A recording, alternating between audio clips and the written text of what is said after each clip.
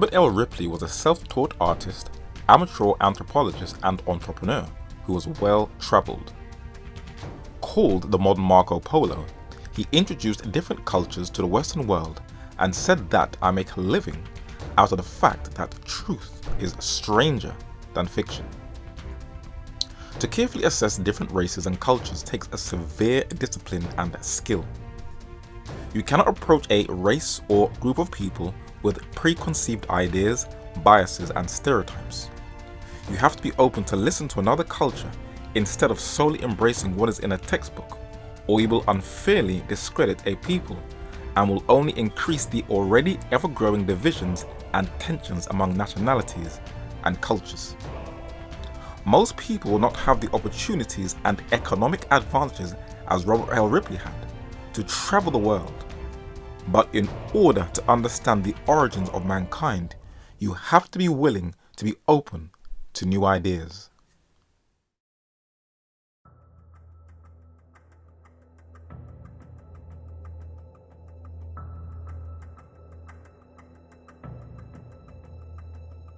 As man carefully sifts through the rubble of antiquity, looking for clues of the tracks left behind by his early forebears, many things are being uncovered that comes into conflict with his cultural paradigm and deep-rooted ideas.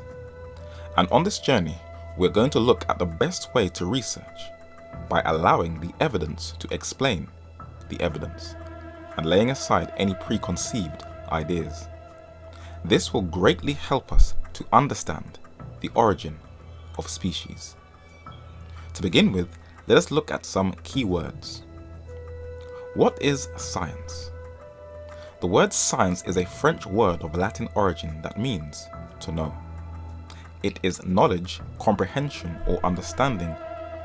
Knowledge coordinated, arranged, and systematized, according to Virtue's English Dictionary. So what then is knowledge? It is an Old English, Anglo-Saxon, Icelandic, Northern European word that means the clear and certain perception of that which exists or of truth and fact, familiarity gained by actual experience. So true science is knowledge coordinated, arranged and systematized by clear and certain perception of that which exists. Let us put this to the test by carefully analyzing the science of archaeology, anthropology, linguistics and ethnography. Man is searching for his origins, and every now and then a bone or a number of bones are unearthed that reveal some interesting secrets that helps us to fit the jigsaw puzzle together of man's early origins. There are also the remains of humans dating back hundreds and thousands of years with preserved tissue still intact that have lasted through heat and severe cold. The human body is the most amazing mechanism on Earth. It is made up of different materials that includes water, H2O, a combination of hydrogen and oxygen. Each person can be identified by a genetic code that was discovered by Swiss biologist Johann Friedrich Miescher, known as the DNA. And as we explore the inside of the body, there are layers and layers of intricate fibers, nerve cells and electronic messages, and the fluid that runs through our whole body that keeps us all alive, blood. The 206 bones in the human body, the vertebral skeleton that supports and protects the organs, is the same tissue found in other mammals, collagen, that also supports their bodies, and keratin, the material that makes up the outer layer of human skin, hair and nails, is the same tissue also found in birds. But where does the human body come from? Where are its origins? There are many different beliefs, but there are two main schools of thought that many have attempted and failed to harmonize. The Hebrew book Bereshith, that means in the beginning, has been translated into the Greek word Genesis, which means origin. The first book in the Bible. And in Genesis chapter 1 and verse 27, it reads, "So God created man in his own image. In the image of God created he him. Male and female created he them." The word God is a Northern European name translated from the Hebrew word Elohim, who is the creator and governor of the physical universe. The Latin word created is a translation of the Hebrew word bara, which means to produce from nothing and bring into being. And the Northern European word man is a translation of the Hebrew word Adam, that is describing both male and female. According to the Bible, this is where all human beings come from. The scientific term is monogenesis, from the Greek word monos, single, and genesis, origin. In biology, it is a direct development of an embryo from a parent similar to itself, descent of an individual from one parent form. The second school of thought can be traced back to this book titled The Origin of Species, published in 1859 by an English naturalist, Charles Darwin. His view dominates biology today, where it is an unchallenged hypothesis. He said, "I have called this principle, by which each slight variation is useful, is preserved, by the term natural selection, in order to mark its relation to man's power of selection. But the expression often used by Herbert Spencer of the survival of the fittest is more accurate, and is sometimes equally convenient. Geology would lead us to believe that most continents have been broken up into islands even during the later tertiary periods, and in such islands distinct species might have been separately formed without the possibility of intermediate varieties existing in the intermediate zones." It was Charles Darwin who popularized the view natural selection, better known as the survival of the fittest, that today we call micro or macro evolution, the view that all life forms are all descended from simple monocellular creatures. This chart gives a picture of the belief of evolution, showing different animals changing into another and then evolving into man. If this is true, then the fossil record should hold the key. Ernst Haeckel, the German biologist, embraced Darwin's views that dominated Germany and eventually spread throughout other parts of Europe. Asa Gray, the 19th century American botanist, spread the evolution hypothesis in the United States. But in England, Charles Darwin had Thomas Huxley to support him in this idea. Before we explore these ideas even further, we need to confront some hurdles we have to climb when observing race and man's origins. The United States of America praises itself as a model of cultural diversity. But underneath this ethnic melting pot, there is an issue with race. Why can't people just get along with each other and at least tolerate cultural differences? In the ancient world, this was not an issue. Egyptian artwork shows the appreciation of different people's complexions and shades in the ancient world. No problem there at all. And in ancient Greek art on their vases, blacks and whites lived in harmony, respecting each other's texture of hair and facial features. So when did modern racial hostility take shape? This monument at the back of London's Hyde Park, overlooking the Royal Albert Hall, is dedicated to Prince Albert, the husband of Queen Victoria, and their colonization of cultures all over the globe by the British Empire. There is the continent of Asia that consists of the Near and Far East and its different cultures. The continent of Africa, also a land with a diversity of languages and peoples. The North American continent with its vast array of indigenous tribes that Christopher Columbus called Indians. And even parts of Europe like Cyprus and Ireland were once British colonies.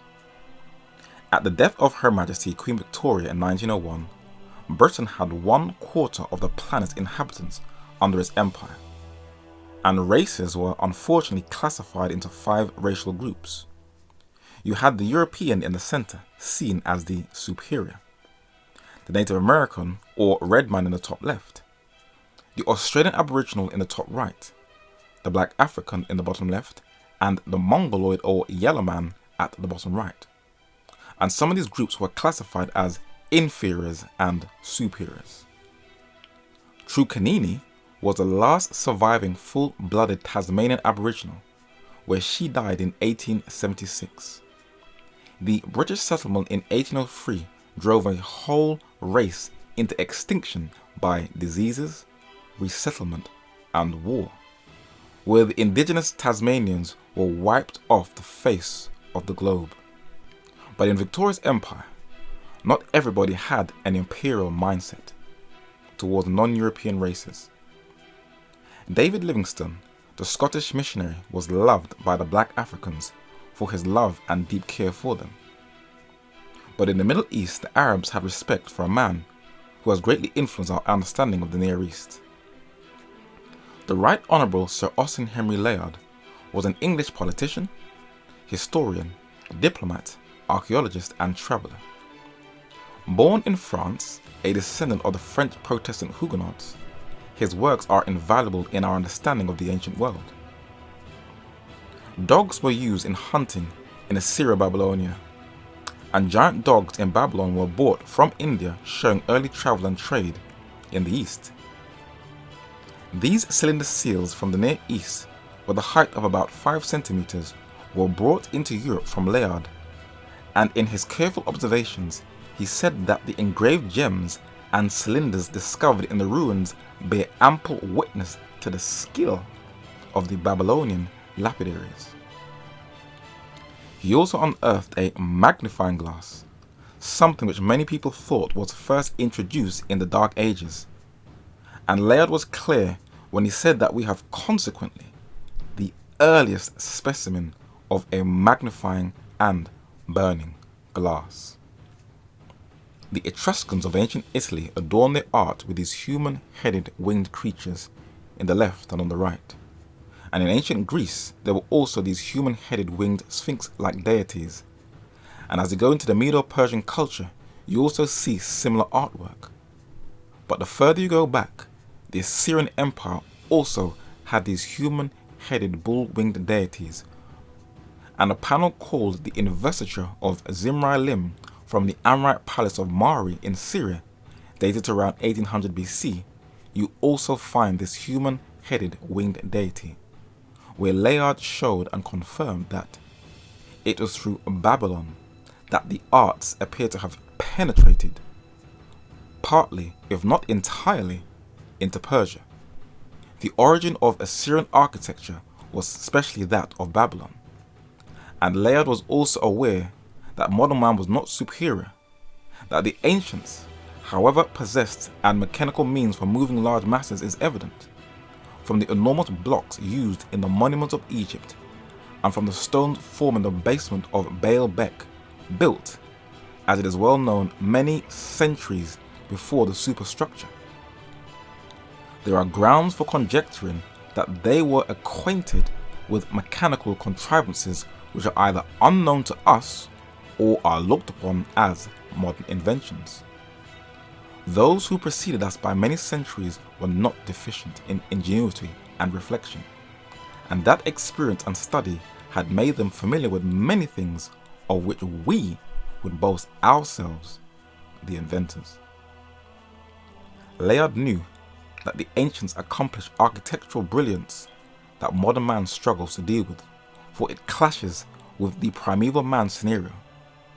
But being one of the founders of Assyriology, he saw that the Assyrian culture, this culture that beheaded and skinned people alive, sure had swagger.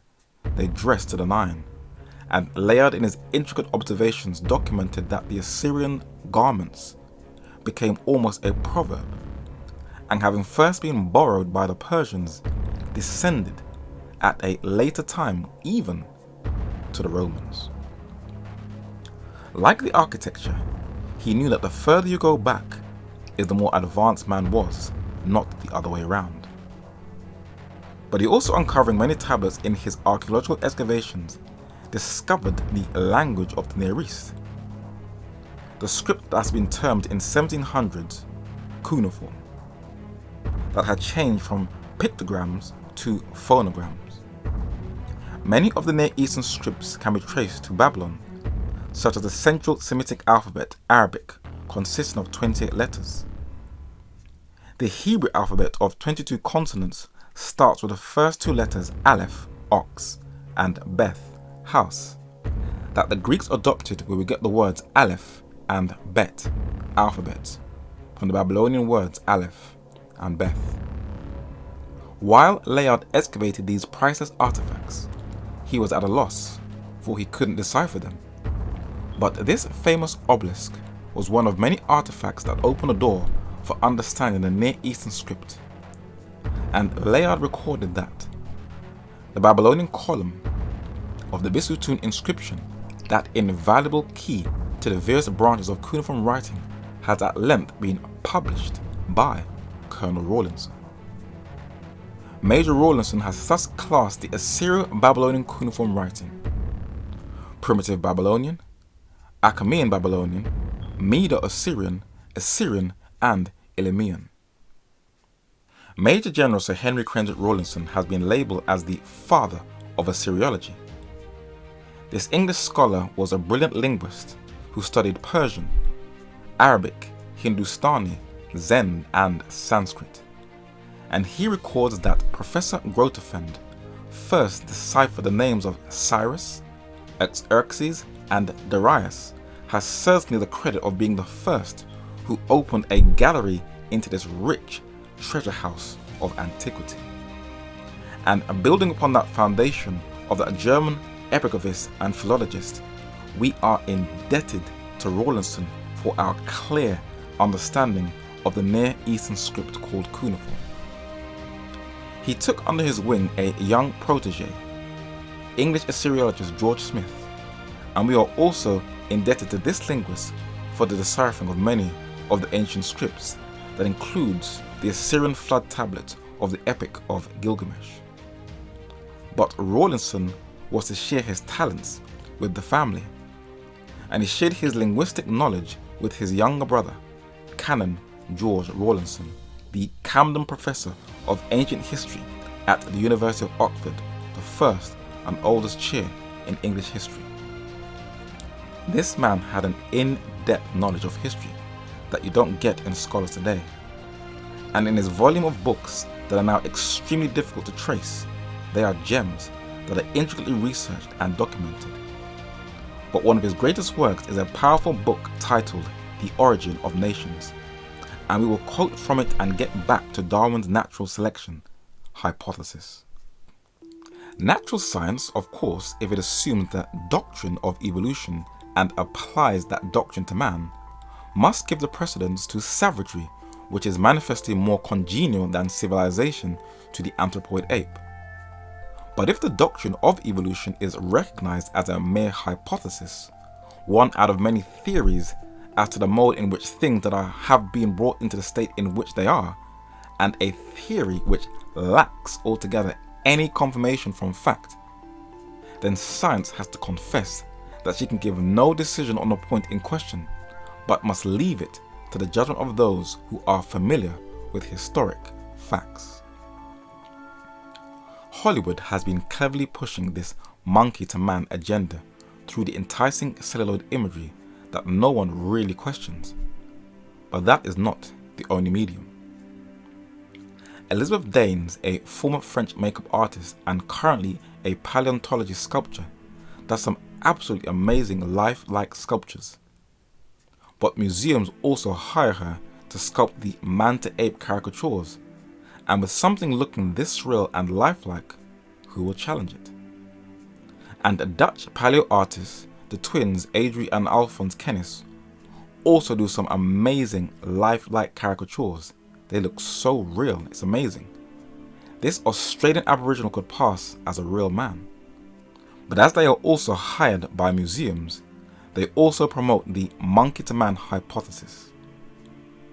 Despite these paleo artists' skills, true science is carefully analysing the facts, which in this context, the fossil record, for the depth of the earth holds the clues. London's Natural History Museum displayed the remains of an interesting mammal they titled Ida, which they said was the missing link in human evolution. On further investigation, it was discovered that it was not the missing link, not related to humans, but a distinct relative of the Madagascar mammal, the lemur. Craig Farini was a native of Southeast Asia and was said to be proof of Darwin's missing link from his descent of man.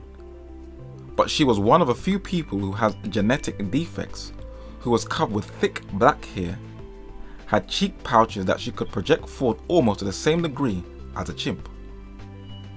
Although nicknamed the Ape Girl, she was just a human. In 2003 in Indonesia in Southeast Asia, in a cave, were unearthed some bones, and because they were so small, they were nicknamed the Hobbits throughout journals and newspapers. They were drawn as ape-like creatures, but to the disappointment of the scientific community, they were not the missing link, but human beings just like the rest of us. Scientists on the island of Flores in the Malay archipelago announced that they had found the skeleton of an entirely new species of human, Homo horrensiensis. A learned journal published claimed that the Hobbit is no more than a very unfortunate member of our own species. 2 centuries before that discovery in Indonesia, a Dutch physician found a tooth, skullcap and thigh bone in the 1890s called Java man or Pithecanthropus erectus, hoping it would be the missing link. It was later discovered on further investigation it was a human being just like us. In the People's Republic of China in East Asia, a group of fossils were discovered in 1923 to 27 that scientists once again thought was the missing link. But Homo erectus pekinensis, or Peking man, was a man just like us, and recent evidence has shown that he was sophisticated and meticulous about his clothing. Interesting. In the Indian subcontinent in Asia, fossils were found in the 19th century. It was labelled Ramapithecus or Silvopithecus. Scientists thought it was the missing link, but it was an ape, an ancestor to the orangutan. In 1922, a tooth was found in the Midwest in the United States in Nebraska and was called Nebraska man.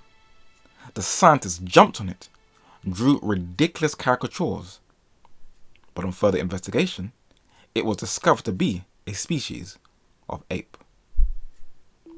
Over again, no evidence for a missing link.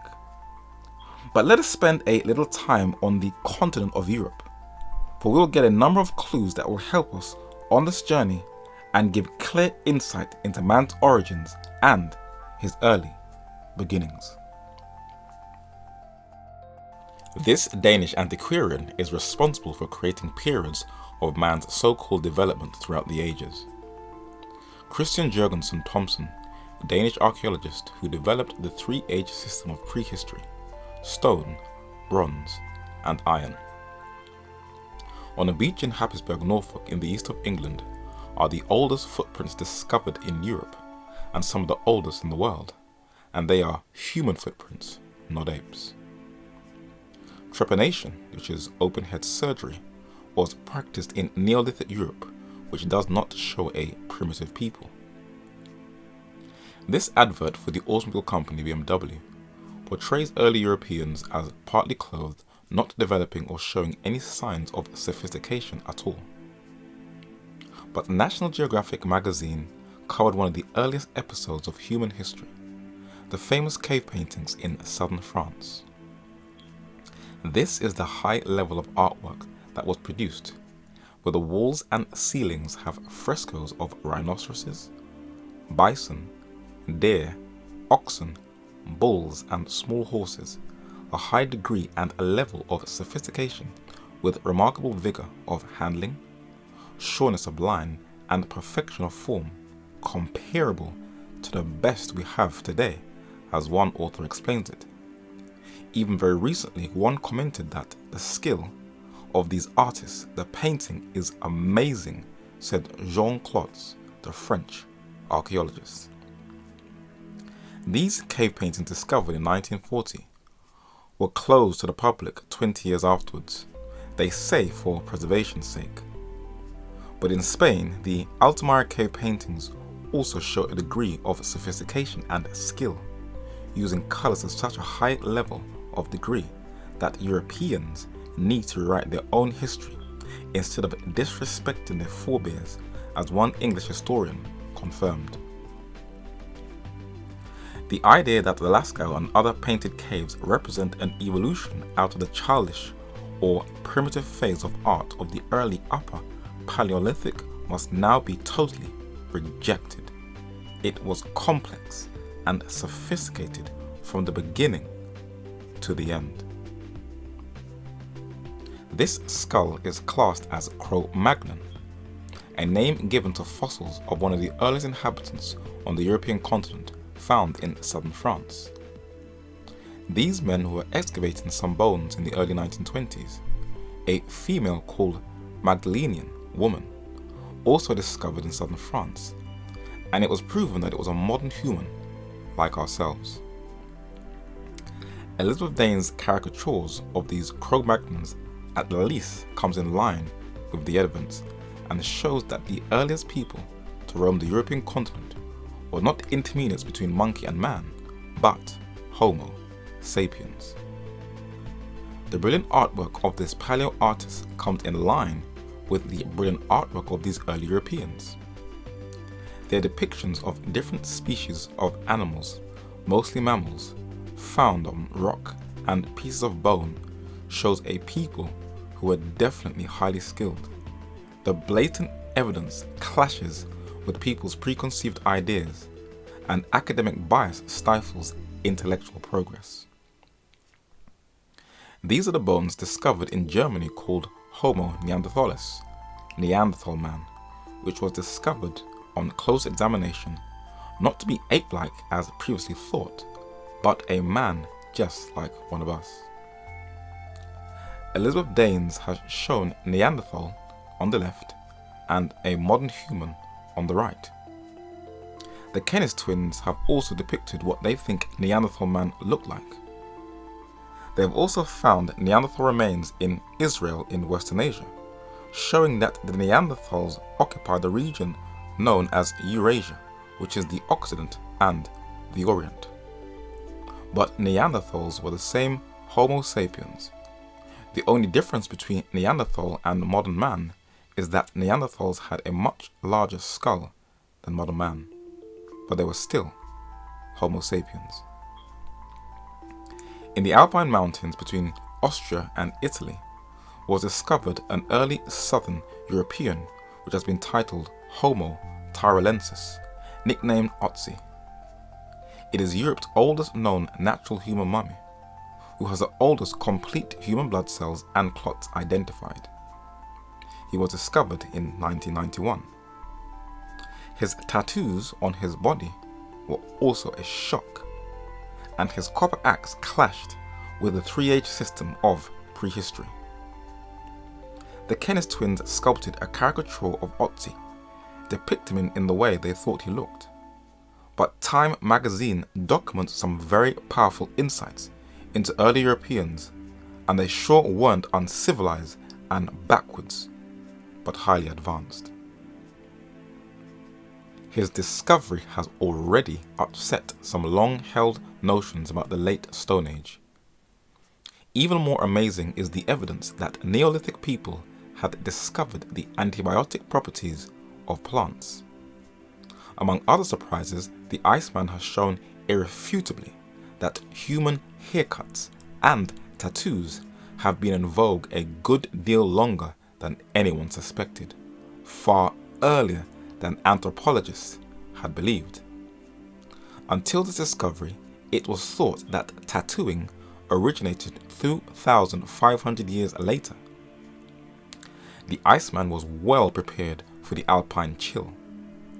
His basic garment was an unlined fur robe made of patches of deer, chamois and ibex skin. Though badly repaired at many points, the robe had been cleverly whip-stitched together with threads of sinew or plant fibre in what appears to be a mosaic-like pattern, bellying the popular image of caveman in skins. The person who made the clothes initially was obviously skilled. Though they know this, despite the evidence that is in our face, children are still taught through animation, another form of education, that cavemen walked around in skins in contradiction to the evidence. So to keep a belief system, anything that comes into conflict with a deep-seated paradigm, men will lie, knowing full well that early man on the European continent was culturally advanced. The Iceman's equipment revealed an unexpected degree of sophistication.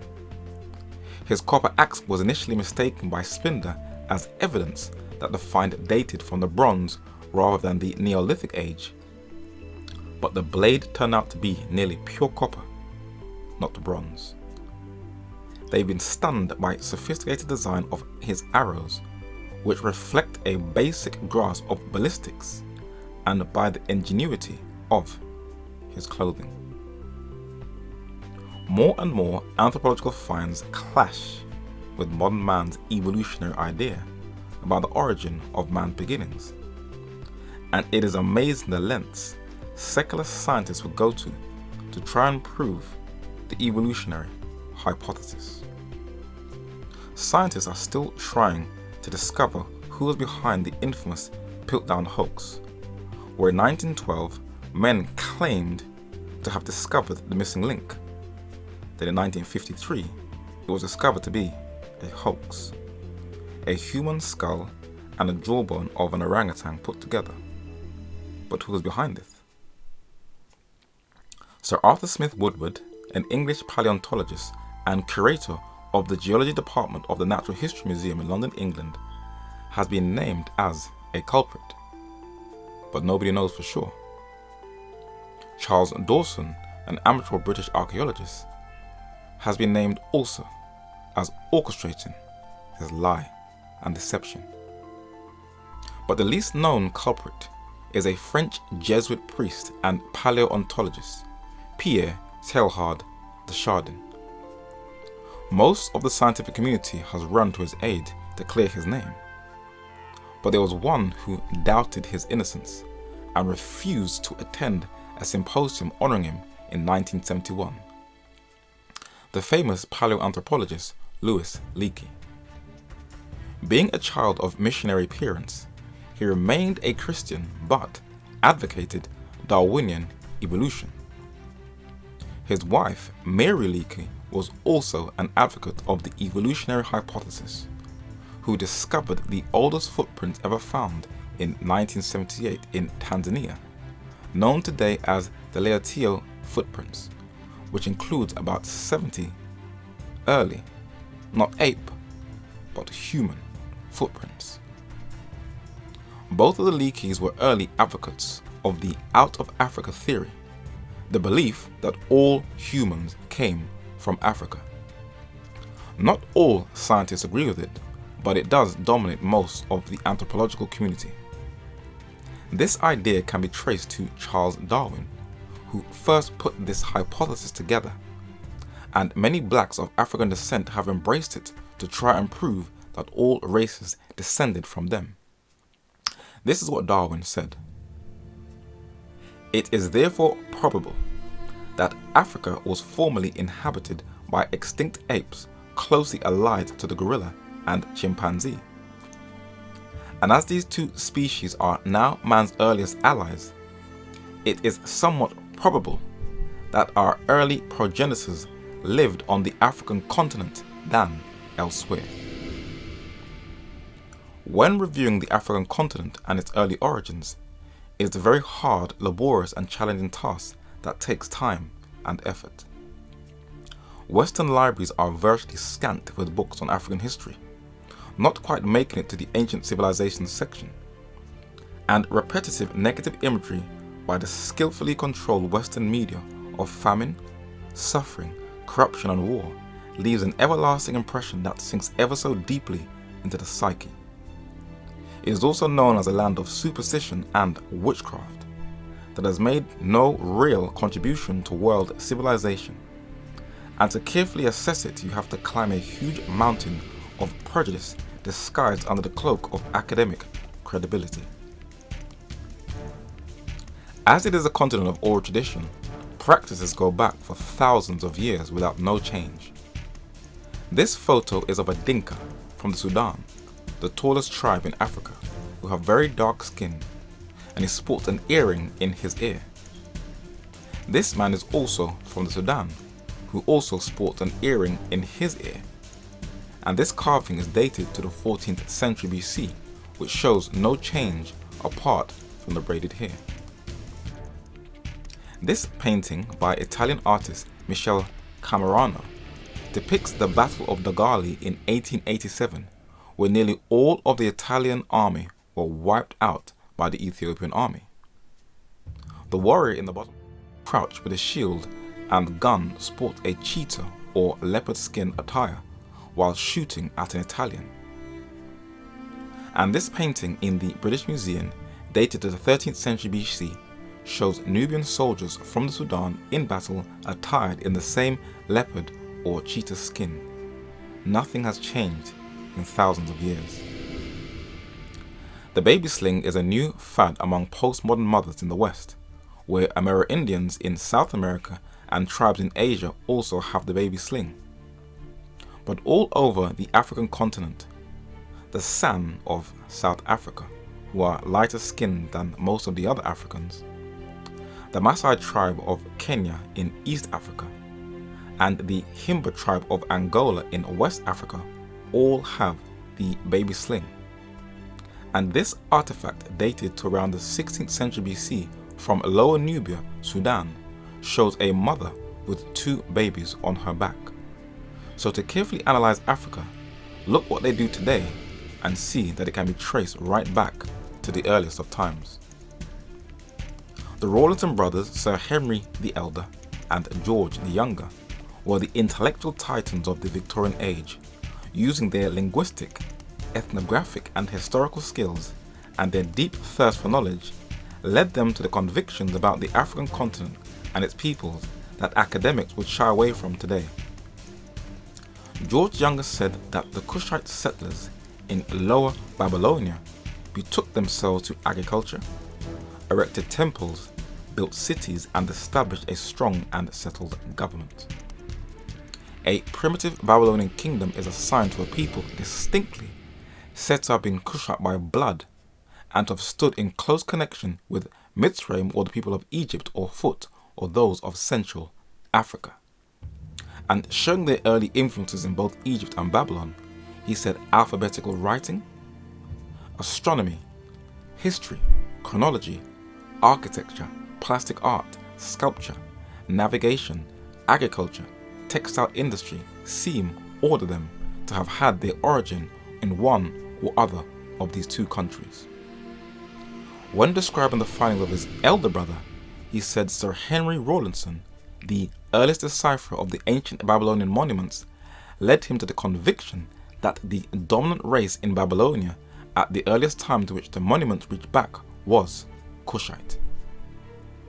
He found the vocabulary of the primitive race to be decidedly Kushite or Ethiopian, and he was able to interpret the inscriptions chiefly by the aid which was furnished to him from published works on the Gala, Abyssinia, and the Mala in South Arabia dialects. So when Sir Henry Crenwick Rawlinson, the brilliant English linguist, was observing the phonetic sounds in the early Babylonian language, he saw it was identical with what modern linguists call the Afro-Asiatic or Kushite language of the Gala of Ethiopia, who actually call themselves the Oromo. And the Rawlinsons were a rare breed of intellectuals you will not find today.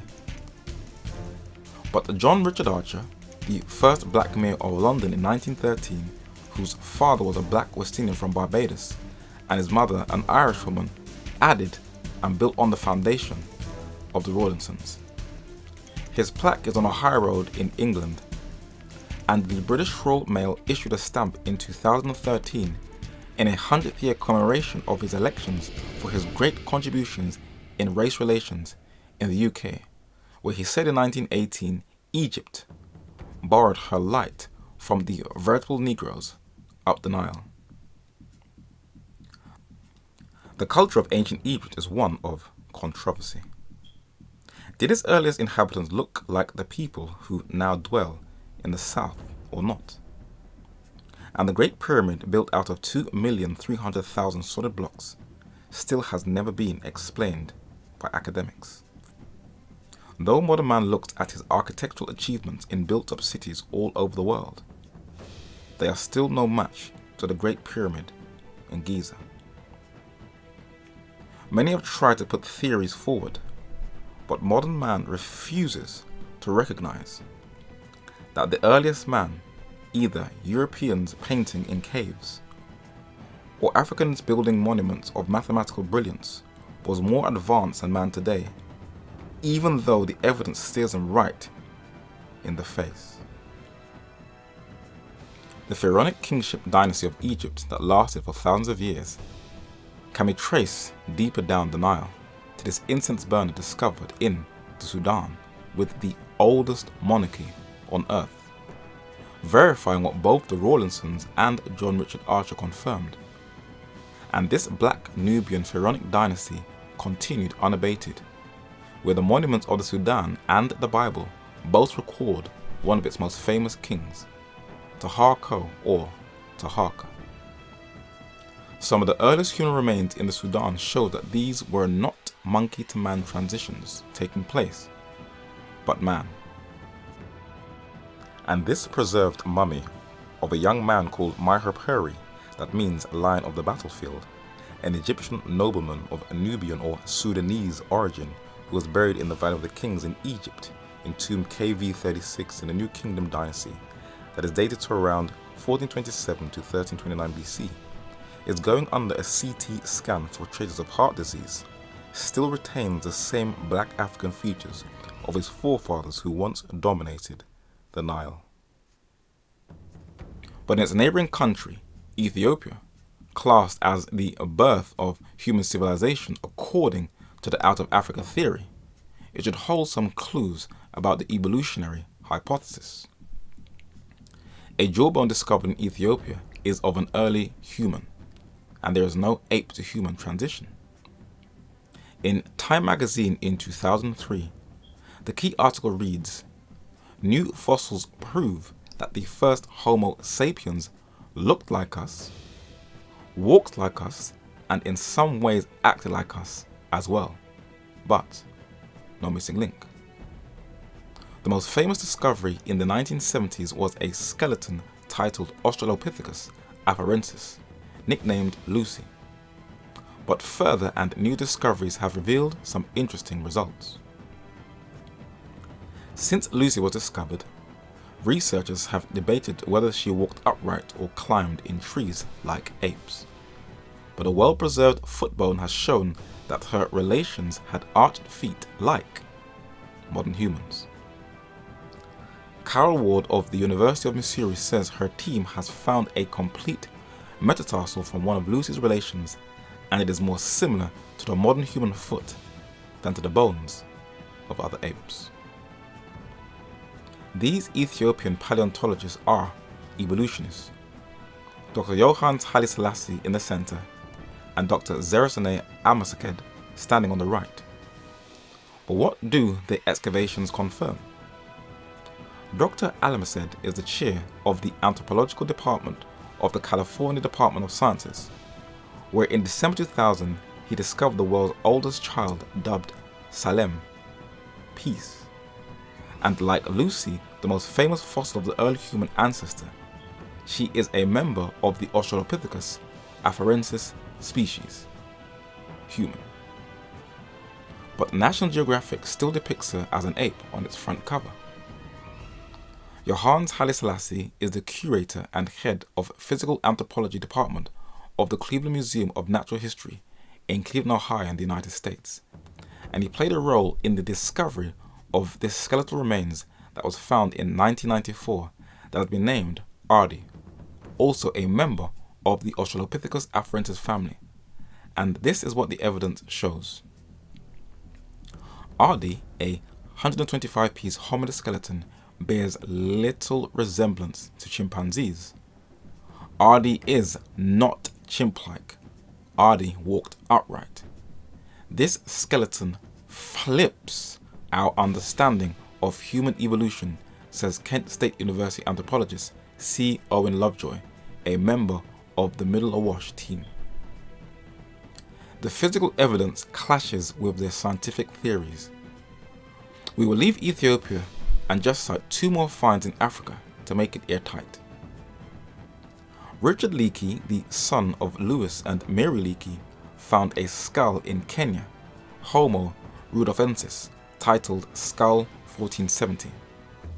And in National Geographic magazine in 1973, Leakey said either we toss out this skull or we toss out our theories of early man, asserts anthropologist Richard Leakey, which he has tentatively identified as belonging to our own genus. It simply fits no previous models of human beings. And lastly, this young boy holds the remains of the oldest human skin found on a fossil. It has been titled Australopithecus sediba, found in South Africa, and over again, the evidence points to a human and not an intermediary. Australopithecus sediba remains were discovered in a South African cave in 2009, had a hand like a human's that could have been used to fashion tools, and although small, their brains were shaped more like that of a modern human than chimpanzee. We cannot deny the similarities between primates and men. Yes, there are things that are identical, but they are 2 separate beings and creatures. And recent studies on the wrist bone of humans and the wrist bone of modern chimps verifies over and over again that they are not related. Humanity's immediate predecessors may have had trouble climbing trees, research suggests, so they may not have been as ape-like as many experts believe. Unlike modern chimps, ancient humans were not designed to climb trees. But paleo artists still create caricatures to influence the public mind, not guided through the evidence of the fossil record, but via the imagination of their own minds, and no one will challenge or question it. Evolution is not based on scientific evidence. It is based on faith, and faith alone. And 2 centuries after Thomas Huxley and Charles Darwin presented their arguments, nothing has showed up. But this is what guides modern science. According to Huxley, the structural difference which separate man from the gorilla and the chimpanzee are not so great as those which separate the gorilla from the lower apes. Our acceptance of the Darwinian hypothesis must be provisional so long as one link in the chain of evidence is wanting. I adopt Mr. Darwin's hypothesis, therefore subject to the production that physiological species may be produced by selective breeding. Where, then, must we look for primeval man? Was the oldest Homo sapiens Pliocene or Miocene, or yet more ancient? In older strata, do the fossil bones of an ape more anthropoid, or a man more pithecoid than any yet known await the researches of some unborn paleontologists? Time will show, and we are still waiting. 1 year after, in 1871, Charles Darwin added that our great anatomist and philosopher Professor Huxley has come to the conclusion that the man, in all parts of the organization, differs less from the higher apes than those do from the lower members of the same group. Consequently, there is no justification for placing man in a distinct order. Then he questions his own hypothesis in his earlier work, The Origin of Species. Why have not apes acquired the intellectual powers of man? Why then is not every geological formation, and every stratum full of such intermediate links. The noble science of geology loses glory from the extreme imperfection of the record.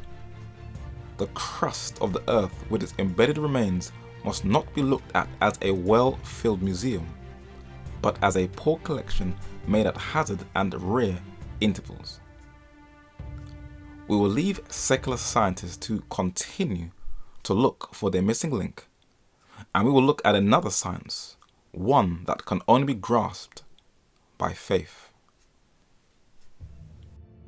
Let us now take a look at monogenesis, the belief that we are all descended from one parent form. Though the evidence already cited has more swayed in that direction, we will still quote from the Holy Scriptures and look at the archaeological, ethnographic and linguistic evidence to support this claim. But we will first quote the Holy Scriptures. When the Most High divided to the nations their inheritance, when he separated the sons of Adam, he set the bounds of the people according to the number of the children of Israel, and hath made of one blood all nations of men to dwell on all the face of the earth, and hath determined the times before appointed and the bounds of their habitation. Thou, says the patriarch Job, hast clothed me with skin and flesh, and hast fenced me with bones and sinews. Isaiah says, even everyone that is called by my name, for I, Elohim, have created him for my glory. I have formed him, yea, I have made him. For thus saith the Lord that created the heavens, God himself that formed the earth and made it, he established it. He created it not in vain. He formed it to be inhabited. I am the Lord, and there is none else. So the Bible, under inspiration, tells us that we are all sons of Adam, monogenesis, and that all nations are really just one race who all have one blood, and that it was God, the Elohim, who has no beginning, neither no end, who intricately designed the layers of the human body, the skin, the flesh, the bones, and the sinews, according to the patriarch and scientist Job, for his, Elohim's, glory. Canon George Rawlinson, the professor of ancient history at the University of Oxford, shows us the best document to study to get the clearest understanding of the different races. That precious document, the Toldot Benai Noah, or Book of the Generations of the Sons of Noah, deserves to be called the most authentic record that we possess for the affiliation of nations. Throughout the rest of this study, we will quote from a number of works. The 1740 edition of the works of Flavius Josephus, the Jewish historian who lived just after the death of Christ, whose works historians are indebted to. The Origin of Nations by George Rawlinson, and another document he contributed to, the 1039-page concise dictionary of the Bible, published in 1865, where Sir Austin Henry Layard was also among the 65 contributors to this voluminous work, and the Outline of History, a 2-volume set published in 1919 by the English writer Herbert George Wells. He is best known as a science fiction writer whose works have been turned into films, and is one of the primary reasons why people are obsessed with Martians and flying to the planet Mars. But Mr. Wells said that students of mankind, influenced consciously or unconsciously by the story of Noah and the Ark and his 3 sons, Shem, Ham, and Japheth, were inclined to classify men into 3 or 4 great races, and they were disposed to regard these races as having always been separate things descended from originally separate ancestors. They ignored the great possibilities of blended races and of special local isolations and variations. These blended races are in countries like Madagascar, in the Indian Ocean off the coast of Southeast Africa, where recent research has shown that Indonesian women sailed there thousands of years ago. And you can see the two different races, one from the continent of Africa and the other from the continent of Asia. And the blending of the two races produce what we call today the Afro-Asiatic. So H.G. Wells had a point, but the Middle East, or Asian continent, is where all races disperse according to the Toldoth Benai Noah, the generations of the sons of Noah. And Adam means red or ruddy. So we will first look at the descendants of Noah's son, Shem. Flavius Josephus says that Shem, another of the three sons of Noah, had 5 sons, and the whole tract of Asia was theirs from Euphrates to the Indian Ocean. Building on that foundation, the concise diction of the Bible says Shem, the elder son of Noah. The portion of the earth occupied by the descendants of Shem intersects the portions of Japheth and Ham and stretches in an interrupted line from the Mediterranean Sea to the Indian Ocean. Beginning at its northwestern extremity with Lydia, it includes Syria, that is Aram, Chaldea, that is Arphaxad, parts of Assyria, that is Ashur, of Persia, that is Elam, and the Arabian Peninsula. Adding on to that, George Rawlinson says, the result is that of the 6 races stated in Genesis chapter 10, verses 21 and 22, to have been common descendants of the patriarch Shem, while one is incapable of identification, and on 2 others modern ethnology has no means of pronouncing a judgment, the remaining 3, on which alone the science has anything to say, are distinctly pronounced to be sister races, to belong to a single type, assigned formally a distinctive name embodying the scriptural fact, the name of Shemite or Semitic. With the archaeological excavations of Sir Austin Henry Layard and the close examination of the physiognomy, that is the facial features of the Semitics, by George Rawlinson, you can clearly see that they all have a distinct Shemite or Semitic look, especially that thick, dominant nose as seen from this Chaldean. And these are the people who once dominated the Near East, the most famous being the Assyrians, descendants of Ashur, who were once fearless warriors. The bust of this woman, a rarity in Assyrian art, shows the features of the indigenous people of Iraq, who are now fleeing for their lives. And this young Assyrian girl shows the features have remained for thousands of years. This is an Arab woman whose race now dominates the Middle East. And the Arab men captured in this Assyrian panel look identical to the Assyrians. In the country called Syria, not to confuse it with Assyria, it has a strong Arabic presence since the advent of Islam. But its indigenous inhabitants are Arameans, descendants of Aram, who also have the distinct Near Eastern nose. And these photos of Syrian refugee children show the descendants of the biblical Aram, where they hold that name Arameans to this very day. The fossil named Petrolano skull discovered in 1960 in Greece is of the earliest inhabitants of Greece in southern Europe. The word Greek was unknown in the ancient world, and according to the Toldoth Benai Noah, the table in Genesis chapter 10, Javan or Yavan is the Hebrew pronunciation of the father of the ancient Greeks. This coin in the British Museum is of the Greek Philip II of Macedon, who was assassinated. His kingdom was succeeded by a pupil of Aristotle, Philip's son, Alexander the Great, whose coin, also in the British Museum, bears his image with a goat's horn on his head. 2 centuries before he came onto the world stage, his rise to prominence was foretold, where the prophet Daniel says, and the rough goat is the king of Grecia, or Yavan in the original, and the great horn that is between his eyes is the first king.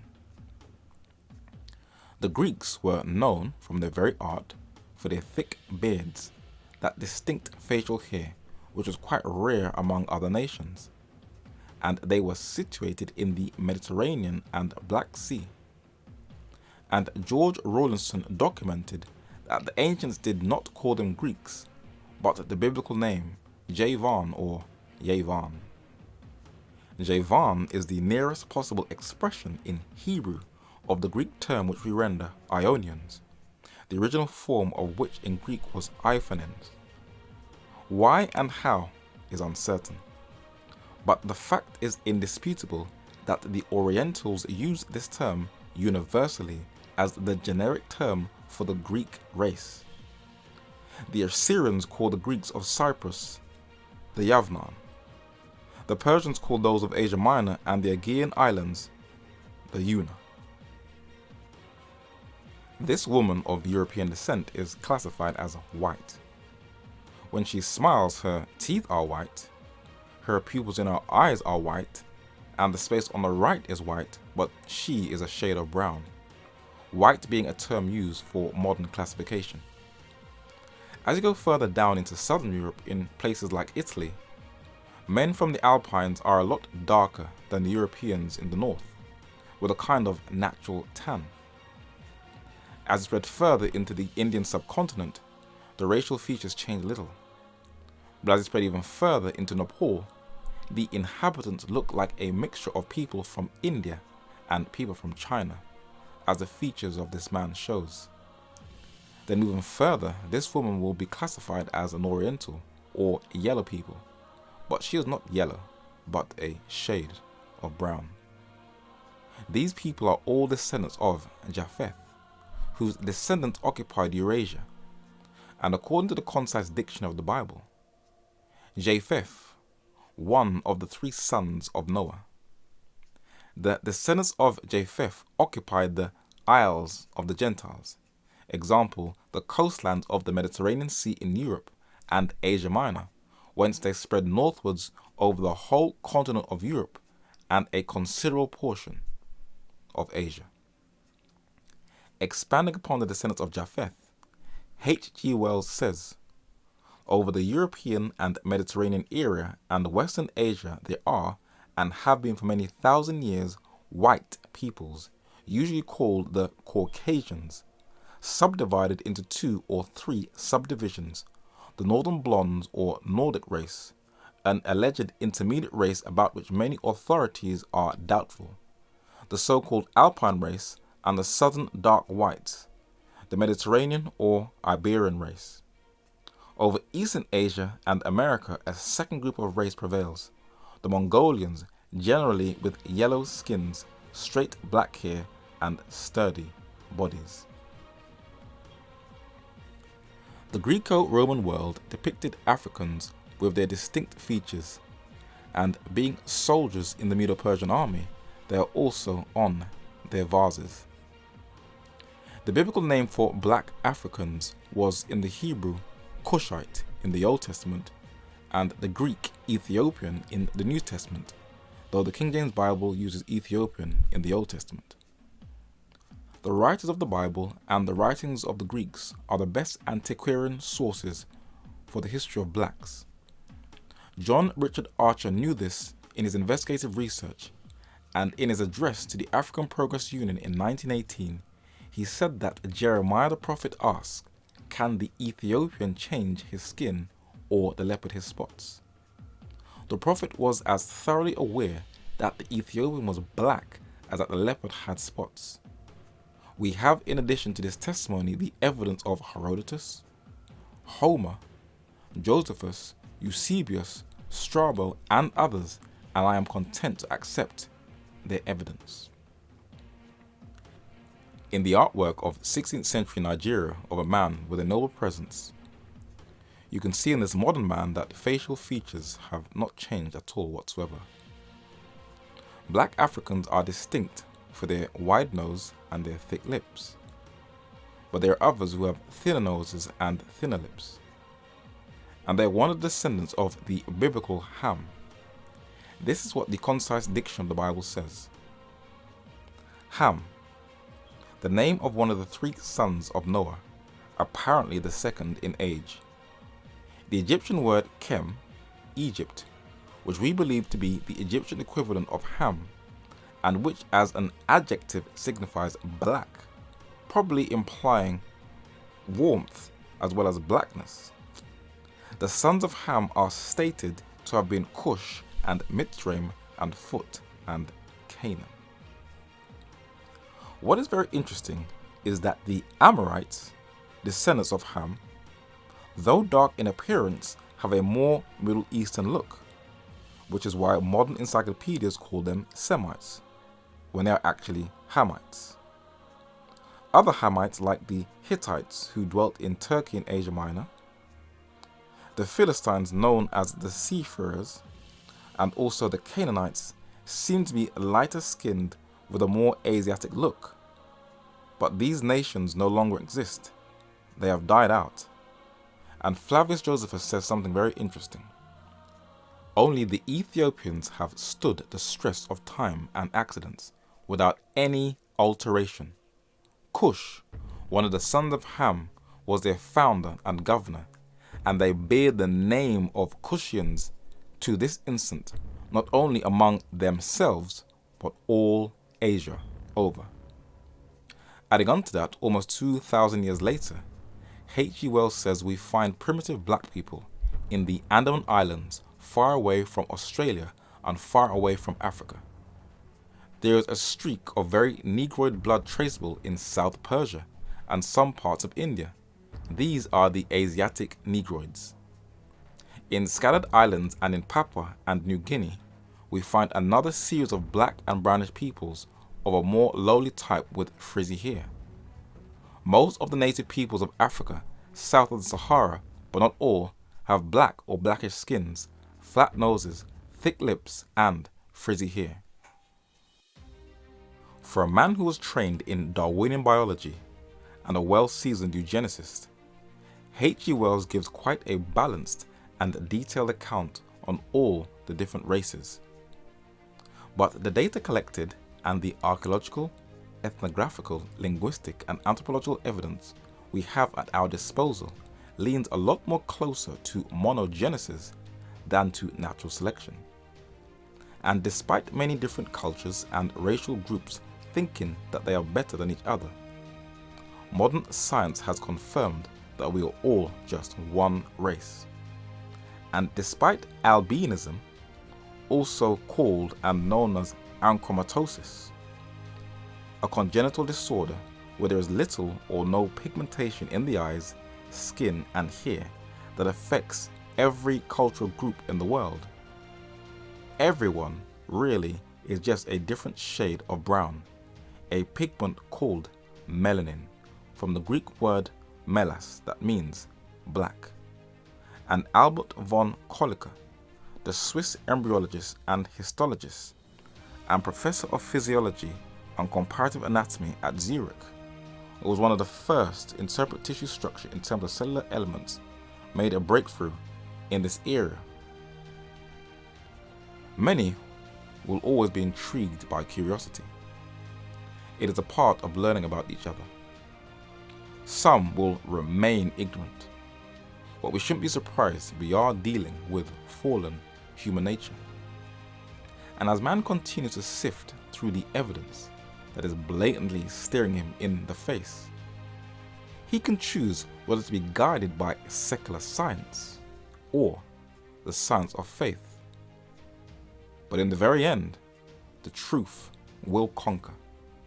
And Robert L. Ripley was right all along when he said that truth is stranger than fiction.